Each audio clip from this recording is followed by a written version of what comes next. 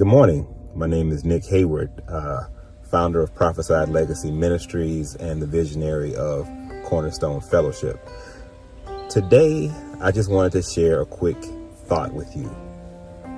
Let us not get so caught up in our story or our testimony that we always begin at chapter 1. You know, the build up and the kind of nice part. Let us not forget that the prelude to the story is just as good and just as interesting and needs to be shared as well, as in the things that we were doing when we became aggravated and frustrated and irritated enough to even seek Christ and reach for Christ. That's where our story actually begins, and the muck and the mire and the awful things that we kind of want to forget. That's where the story begins. And, you know, that part is just as beautiful as chapters 1 through 10 and even the end. Let's take Peter, for example.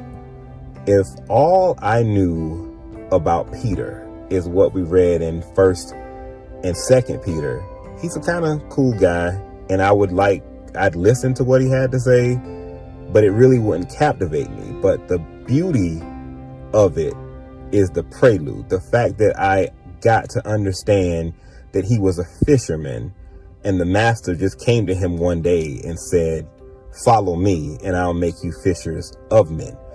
It's beautiful because I got the opportunity to understand that Peter was arrogant, Peter was a leader, Peter was hard-headed, he was hot-headed.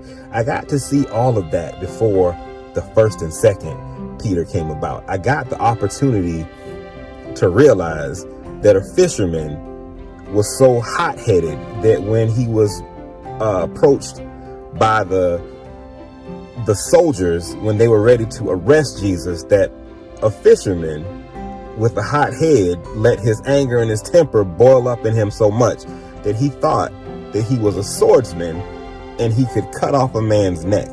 But instead of catching the neck, all he caught was the ear. It's amazing to me that Peter, the man that was so courageous with a natural courage, that he said, "Nah, Jesus, you know, Jesus said somebody's going to deny him," and he was like, "Never me, not the one." Okay. But he's the same one that denies him 3 times before the rooster crows. But in the midst of all that, he spent time with God, Jesus. He learned, he was trained, but he never lost his faith. You know, Peter, the fisherman, who, when he saw Jesus out on the water in the midst of the storm, said, "Master, bid me come unto you." Yeah, everybody focuses on the fact that Peter stepped on the water, made some steps, and he went under. But the beauty of the story is when Peter stepped and reached for the master didn't let him drown. So no matter what situations we find ourselves in, it can be full of chaos, it can be full of crazy, the master is not going to let you drown. You see, if the master, Jesus, would have said, "Swim to me, Peter," we could say that, well, I mean, he was a fisherman and it was water and people can swim. So what did Jesus really do? Peter was the one that stepped out.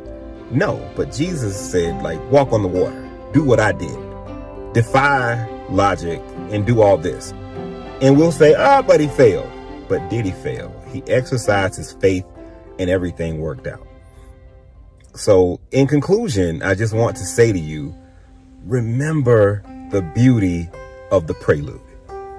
Okay. So don't just start your story where, I gave my life to Christ and things were a little rough but we got it together. No.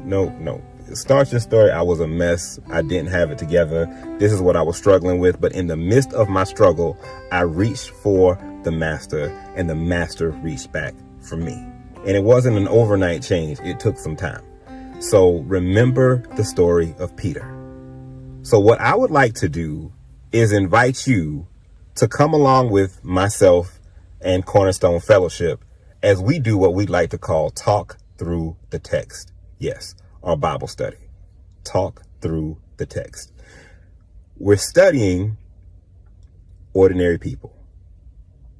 Just that. Ordinary people. People just like you and I, but they did some extraordinary things. So would you join us as we talk through the text of ordinary people as we study the 12 disciples? More information coming soon. Follow us on Facebook and Instagram for updates about the talk through the text. And you can join us and be a part with us. So have a blessed day, and I look forward to talking through the text with you.